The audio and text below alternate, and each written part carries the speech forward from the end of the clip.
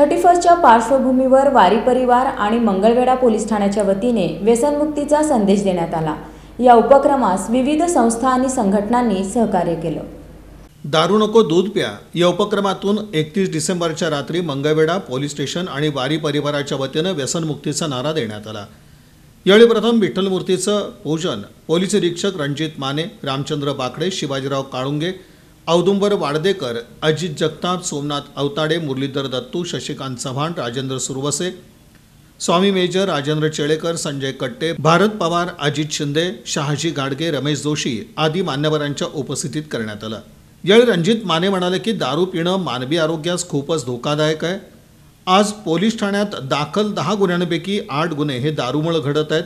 ही फारच विचार करण्यासारखी बाब आहे। आज घरातील एक करता पुरुष दारूमुळे मरण पावला तर कुटुंब रस्त्यावर येतं, मग त्या स्त्रीनं करायचं काय असा सवाल त्यांनी उपस्थित केला। व्यसनमुक्त तरुणच खरी देशाची संपत्ती आहे असं देखील ते म्हणाले। या उपक्रमास agri cross exports private limited Pune, Solapur जिल्हा दूध संघ शाखा मंगळवेढा, श्रीशैल्य राजमाने, संतोष कोंडुभैरी, गणेश पवार, दामाजी मंदिर ट्रस्ट यांचं विशेष सहकार्य लाभलं। सूत्रसंचालन भारत मुडे यांनी केलं तर आभार अजय अदाटे यांनी मानले।